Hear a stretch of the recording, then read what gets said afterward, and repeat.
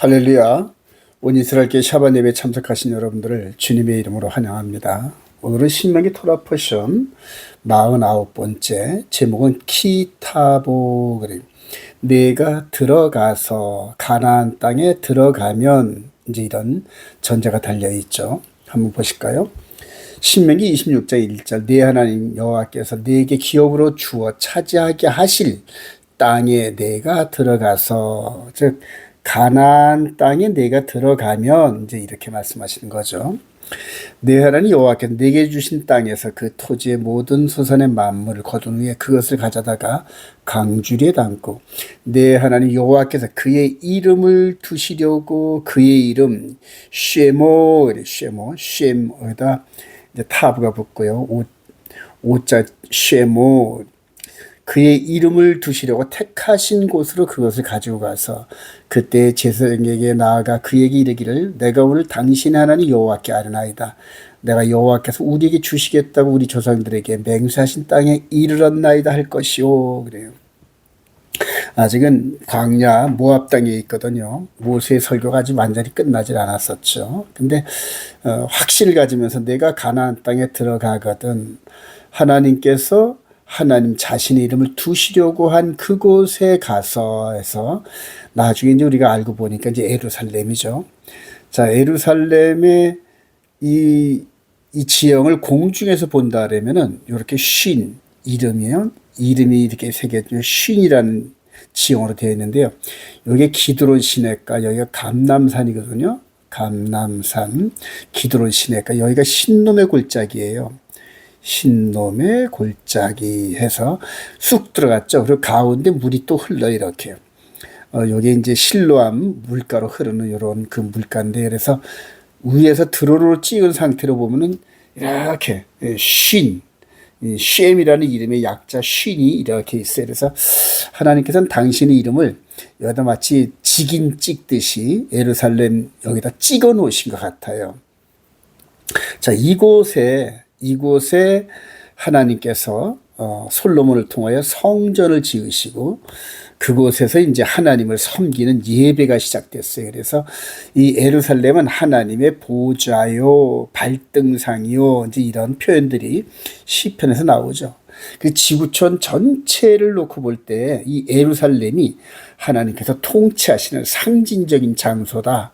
그리고 하나님을 섬기는 민족은 이스라엘 민족 언약 백성이고, 그리고 그 하나님의 통치 경륜과 법이 이스라엘 백성들을 통하여 온 세상에 전파되도록 이렇게 만드신 거거든요. 그래서 한마디로 말하면 이스라엘 백성들은 구원의 모델 하우스 역할을 한 거예요. 자, 거기에 들어가서 계속해서 오늘 내 하나님 여호와께서 이 규례와 법도를 행하라고 내게 명령하시나니 그런즉 너는 마음을 다하고 뜻을 다하여 지켜 행하라. 하나님의 계명을 순종하고 하나님을 섬기는 여러 가지 제사법에 대한 그런 성막의 성전에서의 일을 지켜 행하라는 거거든요. 내가 오늘 여호와를 내 하나님으로 인정하고 또 그 도를, 진리의 도를 행하고 그의 규례와 명령과 법도를 지키며 그의 소리를 들으라 확언하였고, 여호와께서도 네게 말씀하신 대로 오늘 너를 그의 보배로운 백성이 되게 하시고 그의 모든 명령을 지키라 확언하셨느니라. 그런데 여호와께서 너를 그 지으신 모든 민족 위에 뛰어나게 하사 찬송과 명예와 영광을 삼으시고 그가 말씀하신 대로 너를 내 하나님 여호와의 성민이 되게 하시리라. 그래요. 사랑하신 여러분, 이 이스라엘 백성들의 이 족적을 담은 것이 구약, 한마디로 말하면 구약이거든요.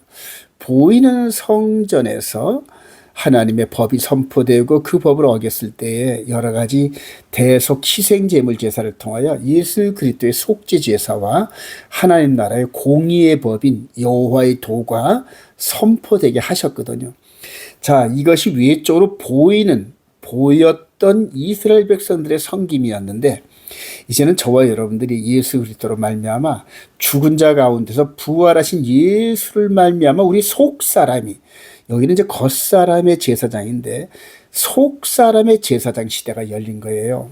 그래서 우리 속사람의 제사장 시대에 우리가 과연 왕 같은 제사장으로 어떻게 하나님을 섬겨야 할 것인가, 이런 과정들이 구약의 규례와 법도와 명령과 이런 여러 가지 하나님의 선포하신 말씀 가운데 있다는 거예요.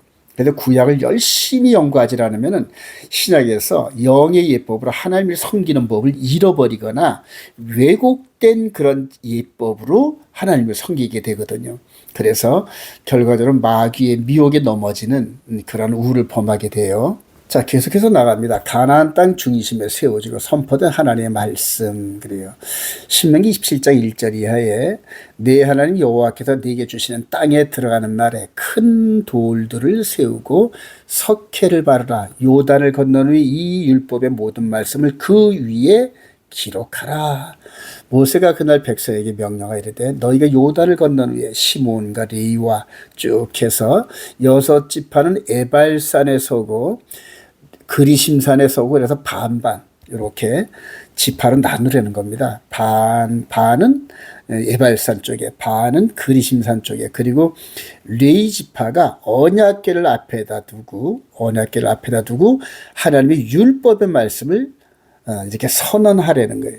그럼 모든 백성은 응답하여 말하되 아멘 할지니라 이렇게 선언하라는 겁니다. 어디에서? 세겜 땅이거든요. 자, 그것을 실천하는 장소가 바로 이제 장면이 여호수아 8장 30절 이하에 있는데요. 에발산에 한 제단을 쌓았으니 이 제단은 피제사를 드리는 곳이거든요. 자, 새 연장으로 다듬지 아니한 새 돌로 만든 제단이라 온 이스라엘과 그 장로들과 관리들과 재판장들과 본토인뿐만 아니라 이방인까지 여호와께 언약궤를 맨 레위 사람 제사장들 앞에서 궤의 좌우에 서되 절반은 그리심산 앞에 절반은 에발산 앞에 섰으니 그 후에 여호수아가 율법책에 기록된 모든 것대로 축복과 저주하는 율법의 모든 말씀을 낭독하였으니 그래요. 시내산에서 맺은 언약의 내용과 그 다음에 언약을 체결할 때 뿌린 피뿌림에 대한 이런 제사법, 이것이 언약 시스템이 그대로 가나안 땅으로 들어간 거예요. 이 세겜 땅은 남북, 동서남북 가나안 땅의 중앙 지점이거든요. 거기에서 한 300만 명 정도 되는 이런 이스라엘 백성들이 하나님의 율법이 선포될 때마다 아멘, 아멘, 아멘 그러는 거거든요. 한 번은 더 나가 볼까요? 자, 모세의 율법 육신의 몸에 아멘, 그리스도 율법 영혼의 몸에 아멘 이렇게 제가 제목을 정했는데요. 신명기 27장 14절 이하에 장색의 송으로 조각하였거나 부어 만든 우상은 여호와께 가증하니 그것을 만들어 은밀히 세우는 자는 저주를 받을 것이라 할 것이요 모든 백성은 응답하여 말하되 아멘 할지니라. 그의 부모를 경휼히 여기는 자는 저주를 받을 것이라 할 경우 모든 백성은 아멘 할지니라. 십계명 얘기죠. 전부 다. 우상 섬기지 말라, 내 부모를 공경하라, 거짓말하지 말지니라. 이런 것들을 이제 좀 더 확대 해석해서 이스라엘 백성들이 생활에 적용할 수 있는 이런 쉬운 언어로 이렇게 가리키는 거죠.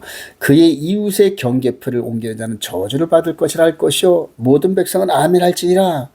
즉 땅을 가지고 남을 속이는 자를 얘기하는 거죠. 이 율법의 말씀을 실행하지 않은 자는 저주를 받을 것이라 할 것이요 모든 백성은 아멘 할지니라. 그래요. 자, 큰 그림으로 보면 바로 이렇게 동서남북의 중심된 세겜 땅에서 선언했던 하나님의 말씀이 이스라엘 백성들의 선언을 통해 땅에 배요. 땅에 스며듦. 그러니까 가나안 땅 전체는 하나님의 공의의 법이 통치되는 그런 지역이라는 얘기죠. 근데 결과적으로 이 말씀을, 이 언약을 순종하지 않고 거역함으로 말미암아 저주 아래, 율법의 저주 아래 놓여서 남북 이스라엘이 열방 민족인 아수르, 그다음에 느부갓네살의 바벨론에 대해서 포로가 돼서 약속의 땅에서 쫓겨나는, 추방당하는, 이게 이제 그대로 기록돼 있어요. 그 계약 내용에. 자, 그런 가운데서 하나님께서 에레미야 선지자를 통하여 새 언약에 대한 선포를 예언하셔요. 에레미야 선지자를 통하여 31장 30절 제가 자주 인용하죠. 내가 이스라엘 집과 유다 집에 새 언약을 맺으리라. 그런데 이 새 언약은 이러하니 곧 내가 나의 법을 그들의 속에 두며 그들의 마음에 기록하여 나는 그들의 하나님이 되고 그들은 내 백성이 될 것이라. 사랑하신 여러분, 시내산의 언약이 이스라엘 백성들을 통하여 가나안 땅에 세팅됐어요. 근데 그렇게 가나안 땅에 세팅된 그 법을 이스라엘 백성들이 순종하지 않아서 쫓겨났는데, 이제 이 법을 언약 백성들의 마음 안에 기록하겠다는 거예요. 마음 안에. 두 돌판의 땅 위에 기록하는 것이 아니라 이제 마음 안에 기록하겠다는 겁니다. 이게 새 언약이거든요. 이 새 언약의 중보자가 누굽니까? 예수 그리스도입니다. 그래서 저와 여러분들이 새 언약 백성이잖아요. 근데 그 새 언약 백성은 마음에 기록된 하나님의 법이 있어야 돼요, 여러분. 이게 너무 중요한데 오늘날 우리 개신교가 이걸 놓친 겁니다, 여러분. 자, 한마디로 그림을 그려보면은 이렇게 이스라엘 백성들의 세팅된 하나님의 법 시스템이 그대로 우리 믿는 자들, 예수 그리스도를 영접한 언약 백성들의 마음 안에 그대로 세팅되는 거예요. 여기서 여호수아가 피를 뿌리고 그 다음에 하나님의 계명과 율법을 선포했던 이 내용 그대로 마음 안으로 들어가는, 이게 새 언약이라는 얘기입니다, 여러분. 보세요. 마음에 기록하여 나는 그들의 하나님이 되고 그들은 내 백성이 될 것이라. 자, 그래서 이제는 마음 안에 예수님의 십자가 보혈의 피와 하나님의 계명, 율법이 없는 사람은 언약 백성이 아니에요, 여러분. 이것을 바울 사도가 영적으로 깨닫고 로마서 10장 9절에 내가 만일 내 입으로 예수를 주로 시인하며 또 하나님께서 그를 죽은 자 가운데 살리신 것을 내 마음에 믿으면 구원을 받으리라. 여기에서 이제 또 자세하게 풀어준, 내 마음에 믿으면 구원을 얻으리라. 사람이 마음으로 믿어 의에 이르고 입으로 시인하여 구원에 이르니라. 이렇게 더 자세하게 설명을 했어요. 그럼 여기서 마음으로 믿어 의에 이르고는 예수를 구주로 영접하는 거거든요. 시인하는 게 뭘까요? 아멘인데, 시인한다는 게 아멘하여 구원에 이르는데, 바로 위에 아멘할지니라 그리고 이스라엘 백성들이 하루 종일 아멘 했던 이것이 우리 마음 안에서 우리 속 사람이 하나님의 말씀이 선포될 때마다 아멘. 성령님께서 우리 안에서 우리가 죄로 빠질 경향이 있으면 그 말씀을 이렇게 비춰주실 때 아멘. 또 하나님의 법을 어기고 넘어져서 정말 하나님 앞에 회개 자복할 때 또 성령께서 또 그 말씀 구절을 이렇게 우리 마음 가운데 들려주실 때 아멘. 그래서 이거는 단회적인 것이 아니라 우리가 살아있는 동안에 계속적으로 하나님 말씀 앞에 아멘으로 나가는 것, 이거를 얘기하는 거예요, 여러분. 바울 사도가 바로 이 장면을 바라보고 아멘 하려는 거거든요. 사람이 마음으로 믿어 의에 이르고 입으로 시인하여 구원에 이르느니라. 완료가 아니거든요. 미완료거든요. 구원에 이른다.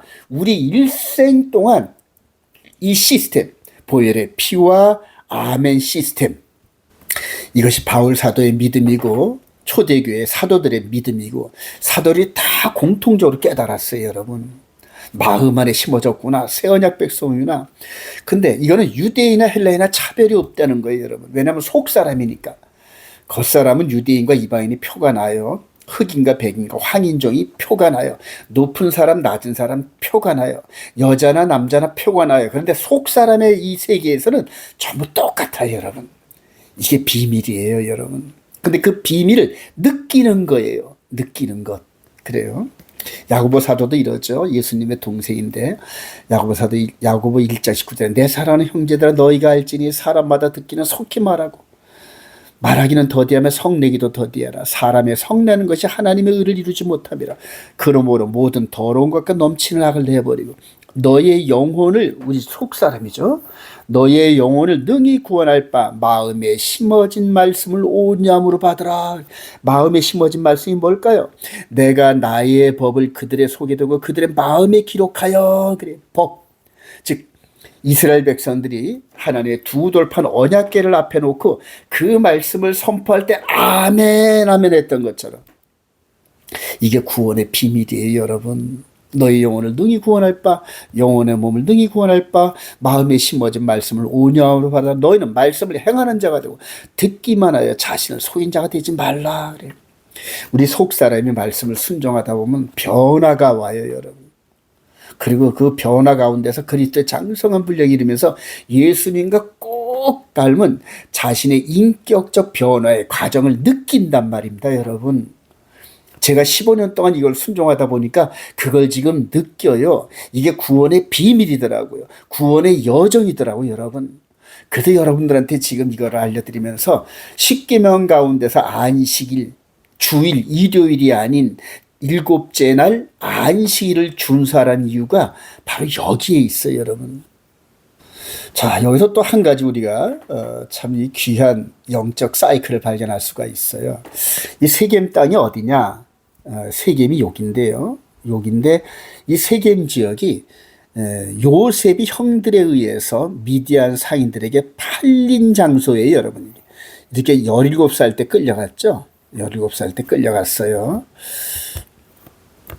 창세기 37장 23절 이하에 유다가 자기 형제에게 이르되 우리가 우리 동생을 죽이고 그의 피를 덮은 들 무엇이 유익할까? 미디안 상인들에게 팔자 이렇게 제안했거든요. 근데 우리 예수님을 판 그 당사자도 바로 유다예요. 구약에서 이 요셉을 팔자고 제안한 자도 유다고요. 그래서 상당히 상징성이 있는 이런 모습이에요. 그때 미디안 사람 상인들이 지나가면 형들이 요셉을 구덩이에서 끌어올리고 은 20의 그를 이스마엘 사람들에게 팔매 그 상인들이 요셉을 데리고 애굽으로 갔더라. 요셉은 은 20, 그 다음에 예수님은 은 30이죠. 자, 이렇게 끌려갔어요. 끌려가서 110세가 될 때까지 바로 형들을 전부 이 가나안 땅, 이 기근이 든 이 가나안 땅에서 애굽의 풍요로움으로 있는 그 애굽으로 인도하고, 그리고 다시 이제 마지막 유언할 때 너희들을 반드시 데려나갈 그러한 일이 있으니까 그때 나를 꼭 데리고 나가라 하면서 유고를 부탁하는 이런 장면이 창세기 마지막 부분에 나타나거든요. 자, 그렇게 해서 이스라엘 백성들의 후손들이 이 요셉의 유언을 지키기 위해서 그 뼈를 가지고 어디에다 장사를 했냐? 바로 세겜 지역. 요 세겜 지역에다가 요셉의 무덤을 만들었어요. 여러분 볼까요? 여호수아 24장 31절 애굽에서 가져온 요셉의 뼈를 세겜에 장사하였으니, 그래, 세겜에. 세겜에서 끌려가 가지고 470년 후에 세겜으로 돌아와서 무침을 당한 이 한 사이클이거든요, 여러분. 근데 동시에 여기는 또 어디냐면 470만에 귀환했는데 여기는 동시에 어디냐면 야곱의 우물이고, 야곱의 우물이 있는 곳이고 예수님께서 바로 사마리아 여인을 만난 곳이에요. 요셉이 세겜에서 끌려가서 세겜으로 돌아왔던 이 패턴대로 예수님께서 이제는 요셉의 패턴대로 예루살렘에서 시작해서 예루살렘으로 다시 돌아오는 이런 큰 그림을 예고한 장면이나 마찬가지예요. 물론 당시에는 모르겠지만 지금 2000년 만에 다시 이스라엘 백성들이 예루살렘으로 돌아가는 그림을 보면서 복음이 예루살렘의 시온산에서 시작해가지고 출발지였던 그곳으로 다시 돌아가는 큰 그림이 우리 세대에서 이루어진다는 얘기입니다. 그런 결론적으로 요셉의 470년의 이 여정은 예수 그리스도의 2000년의 여정과 오버랩이 된다는 거거든요. 그래서 성경은 같은 그림으로 계속적으로 오버랩되면서 과거의 일을 통해서 미래를 조명하는 그러한 통찰력을 주셔요, 여러분. 신명기 28장의 복과 저주의 말씀 너무 유명하죠. 여러분 한번 개인적으로 계속 묵상해 보세요. 여호와의 말씀을 청종하면, 한마디로 말해서 여호와께서 너를 대적하기 위해 이런 적군들을 내 앞에서 패하게 하시라. 그들이 한 길로 너를 치러 들어왔으나 내 앞에서 7길로 도망가리라. 한마디로 하나님께서 그냥 그들을 암탉이 병아리 품듯이 품어주신다는 얘기에 뭐 하면 말씀을 청종, 듣고 지키면, 이 얘기입니다. 듣고 지키면, 듣기만 하고 순종하지 않으면 그건 소용이 없어요. 근데 듣고 순종하면 일반적인 축복은 물론이거니와 약속의 땅에서 영원토록 살 수 있게끔 그렇게 해주시겠다, 그 얘기입니다. 근데 반대로 불순종하면, 그래요.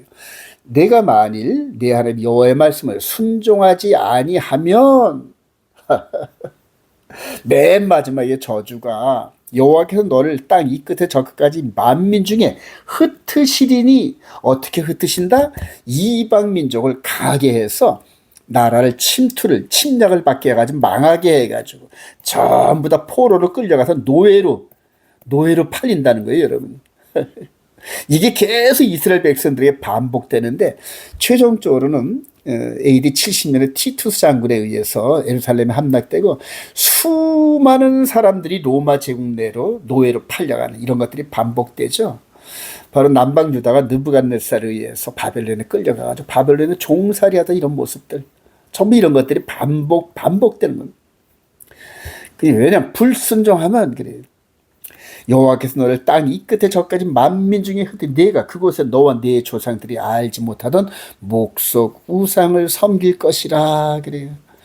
아무 힘도 없는 이방 목석 그래요. 나무로 만들고 돌로 깎고 또 주물로 구리로 부어서 만든 말도 못하는 그런 신상들을 섬기면서 슬피 울며 이를 갈미 있으리라 그래요.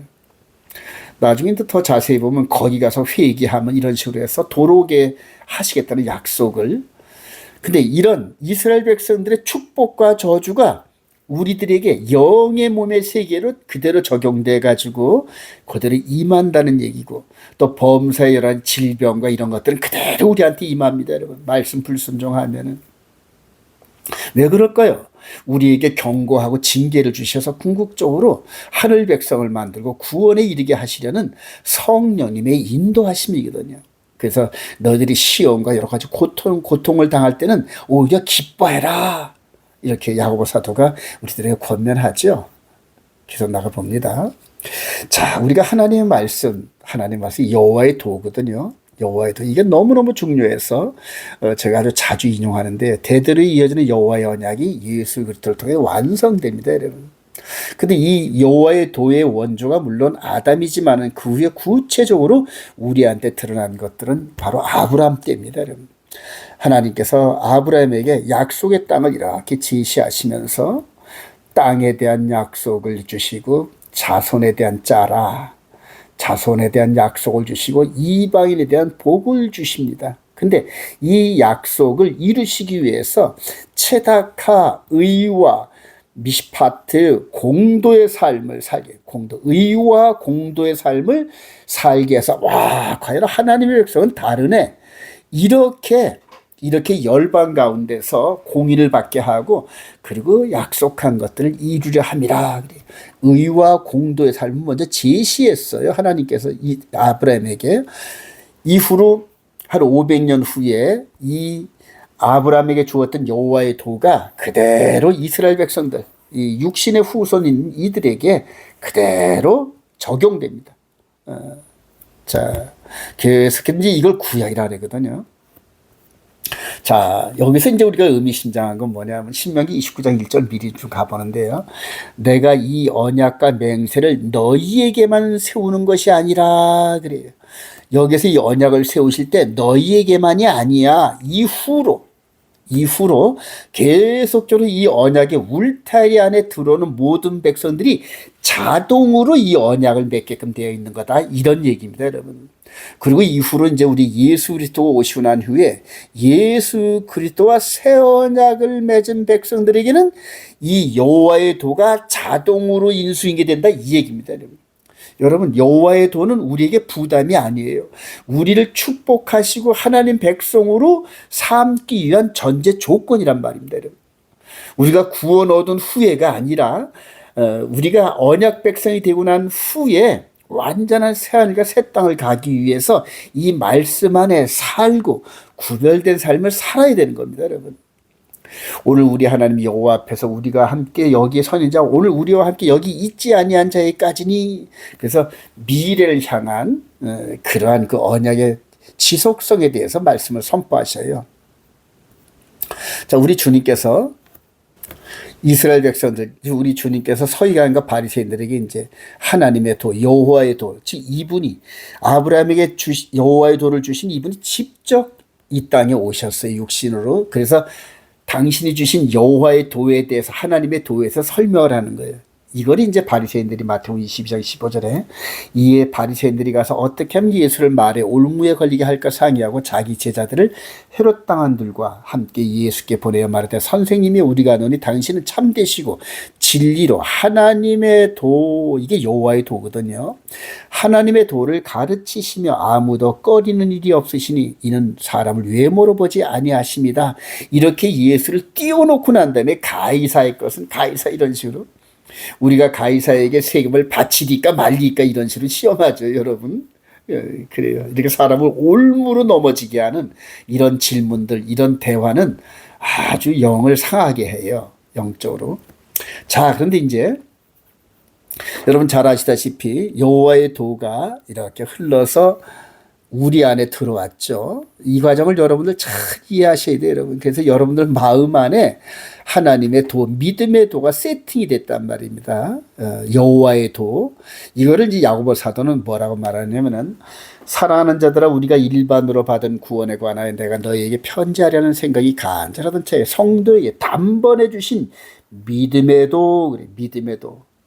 그러니까 여호와의 도가 이스라엘 백성들에게 눈에 보이는 두 돌판에 기록된 눈에 보이는 하나님의 여호와의 도였는데 이게 이제 우리 안에 세팅되면서 믿음의 눈으로만 볼 수 있는 믿음의 도로, 즉 믿음은 바라는 것의 실상이요 보지 못하는 것들의 증거니, 즉 믿음의 도, 영의 몸이 행함으로 얻어지는 어떤 반응, 이걸 얘기하는 겁니다, 여러분.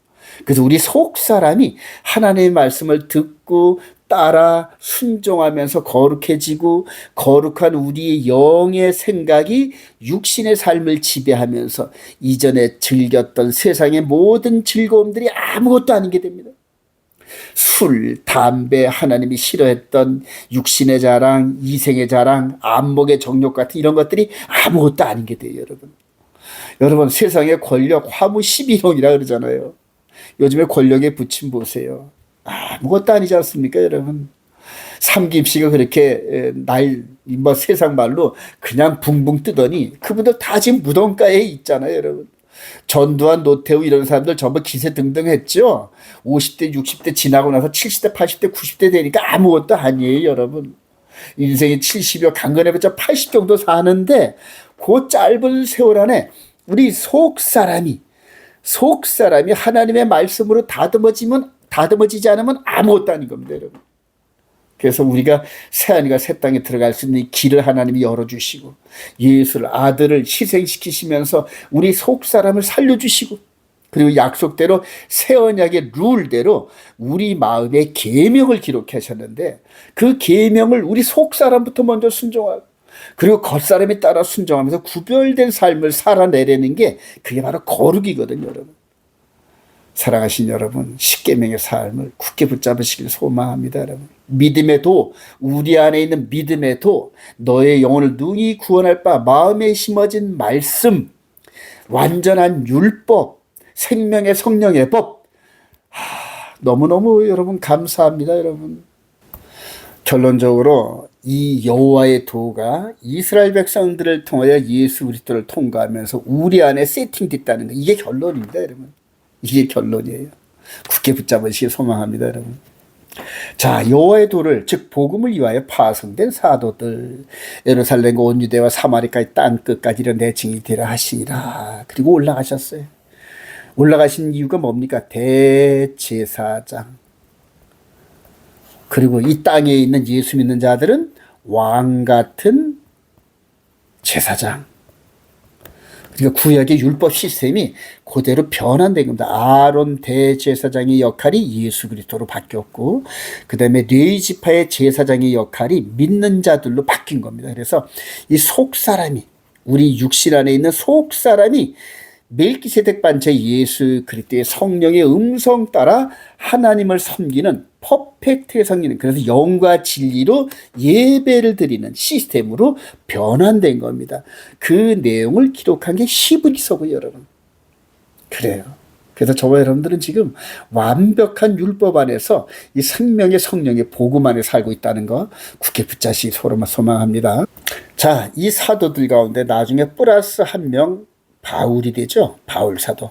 그래서 이 12명은 할례 받은 자들이 이스라엘 백성들에게 보내줬고, 이 바울 사도는 이방인에게 보내는데, 갈라디아서 2장 6절, 유력하다는 이들 중에 본래 어떤 일은 내게 상관이 없으며 하나님은 사람을 위험으로 취하지 아니하시니 저 유력한 이들은 내게 의무를 더해준 바 없고, 지금 12사도를 얘기하는 거예요. 도리어 그들은 내가 무할례자에게 복음을 전함을 받은 것이 베드로가 할례자에게 맡은 것 같은 것을 보았고, 베드로에게 역사하사 그를 할례자의 사도로 삼으시니까 또한 내게 역사하사 나를 이방인의 사도로 삼으셨느니라. 그래요. 이게 이 흐름을 이 사도들은 영적으로 전부 다 공유한 겁니다. 왜냐? 성령이 저들을 인도하셨어요. 그래서 바울 사도가 이방인의 사도로 일평생 동안 한 30년 동안 돌아다니면서 마지막 때쯤에 가이사랴 항구에 있는 휴양지에서 로마 총독, 이스라엘의 분봉왕 이런 사람들을 앞에다 두고 복음을 전하는데, 체다카, 의와 미시파트, 절제의 삶을, 그래요.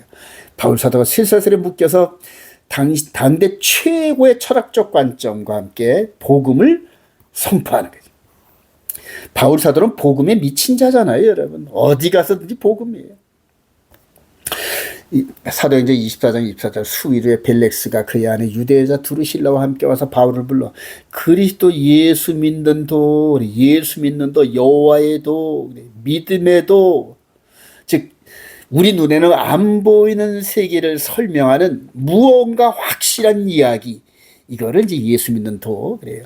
바울이 의와 절제와 장차 오는 심판을 강론하니 벨렉스가 두려워하여 대답하되 지금은 가라, 내가 틈이 있으면 너를 다시 부르리라, 이렇게 얘기를 했어요. 왜 두려웠을까요?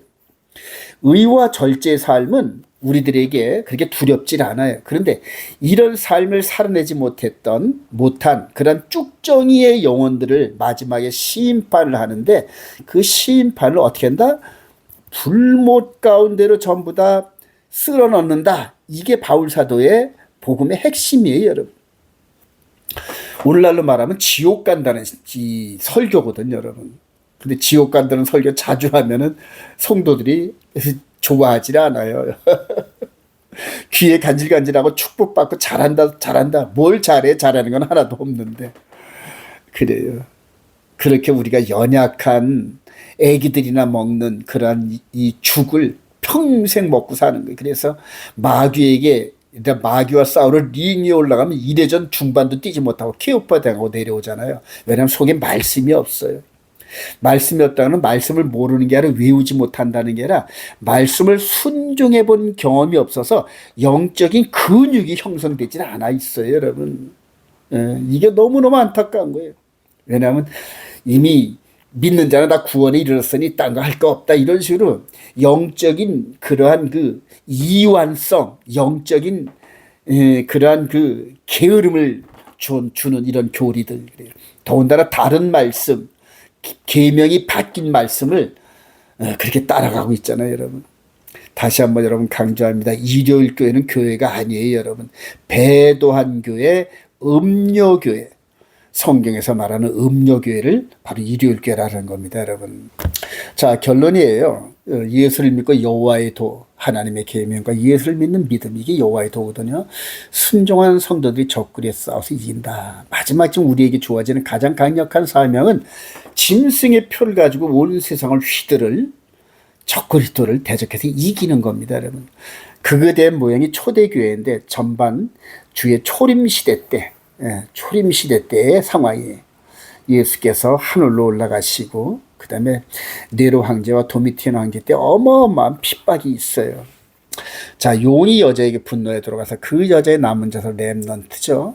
곧 하나님의 계명을 지키며 예수의 증거를 가진 이가 더불어 싸우려고 바다 모래 위에 서 있더라. 초대교회 성도들이. 자, 그리고 기독교 2000년의 세월이 흘렀어요. 이제는 우리 앞에 믿음의 도를 가지고 하늘을 향하여 가는 우리들을 가로막는 이 짐승의 표 사건이 있어요. 초대교회 때도 네로 황제와 도미티안 황제, 10명의 황제가 핍박을 했던 장애물이 있어요. 이걸 뛰어넘고 전부 승리했던 초대교회 성도들. 마지막 때 이 믿음의 도를 시험하는 짐승의 표가 나타나요, 여러분. 그래요. 계시록 14장 보다 또 다른 천사 곧 셋째가 그들을 따라 큰 힘소리를 때 말 누구든 짐승과 그의 우상에게 경배하고 이마에나 손에 표를 받으면 성도들의 인내가 여긴나니 그들은 하나님의 계명과 예수에 대한 믿음을 지키는 자니라. 초림 때에 남은 자손, 여기서는 성도들, 그래, 성도들, 하기오스, 그래, 홀리 피플, 언약 백성을 얘기하는 거예요. 자, 에베소 1장 11절 우리의 씨 이름은 우리의 싸움은, 그래, 우리 속 사람의 싸움은 이 구약 시대 때 육신의 몸으로 가나안 땅 7 족속과 싸워했던 이런 것이 아니라 이 마음 안에 심겨진 말씀을 가지고 영의 몸이 먼저 이 말씀을 붙잡고 싸워 이겨내는 걸 얘기하는 겁니다. 그래서 먼저 모든 결정은 이 속 사람이 먼저 해요. 그리고 겉 사람이 따라하는 거죠. 그래요. 짐승의 표가 하나님의 말씀을 대적하는 그러한 그 법을 세우고 온 세상에 그 법을 지키라, 이렇게 얘기할 겁니다. 자, 하나님의 법을 대적하는 법이에요, 여러분. 제가 알기로는 일요일 법을 세우는 이런 걸로 가장 유력하라고 봅니다, 여러분. 그러면 기존에 있는 개신교 일요일 개신은 할렐루야하고 따라갈 거 아닙니까, 여러분? 근데 저와 같이 십계명 안에서 안식일을 순종한 백성들은 일요일이 주일이라고 말하면은 막 꺼려져요, 여러분. 막 소름이 돋아요. 이렇게 속아서 바알과 아세라를 섬겼던 마귀에게 경배하는 그 날을 향하여 주일, 주님 이렇게 선언한 이 자체를 우리 신랑 대신 예수님이 얼마나 가증스럽게 여기는지 몰라요, 여러분. 일요일을 주일이라고 섬기는 목사님들과 성도님들, 마지막 시간 얼마 안 남았어요, 여러분. 이 제 경고를 심상히 듣지 마시기 바랍니다. 우리의 씨름은 혈과 육을 상대하는 것이 아니요 통치자들과 권세들과 이 어둠의 세상 주관자들과 하늘에 있는 악의 영들을 상대함이라. 그러므로 하나님의 전신갑주를 취하라. 이는 악한 날에 너희가 능히 대적하고 모든 일을 행한 후에 서기임이라. 악한 날에 우리가 이길 수 있는 방법은 마음에 심겨진 믿음의 도, 완전한 율법, 계명, 이거를 순종하면서 이 속 사람이 영적인 갑옷을, 말씀의 전신갑주를 입는 것 외에는 결코 불가능하다는 걸 제가 깨달았어요. 제 개인적인 체험이 아니 이제 이런 걸 깨달은 분들이 점점 더 많아져요, 여러분. 그리고 앞으로 이제 그런 분들이 이제 모임을 가져서 우리가 함께 은혜를 나누는 그런 때가 바로 올 거예요. 왜냐하면 초대교회 때도 모여서 기도했잖아요. 마지막 때도 그렇게 이 마음의 이 믿음의 도를 깨달은 백성들이 어쩔 수 없이 모이게 돼요. 성령께서 모으게 하시거든요. 대한민국에서 모였다가 나중에 예루살렘에서 모일 걸 저는 확신해요. 그래서 마지막 짐승의 표와 대적하는 싸움이 어마어마한 싸움이 열릴 텐데 그게 바로 아마겟돈 전쟁이거든요. 사랑하신 여러분, 이 믿음의 도에 반석 위에 굳게 서서 우리 주님을 먼저 기쁘시게 하고 하나님께는 영광을 돌리고 마귀 진영에게는 공포 그 자체가 되는 그다음 남은 자 성도들이 되시기를 주님의 이름으로 축원드립니다.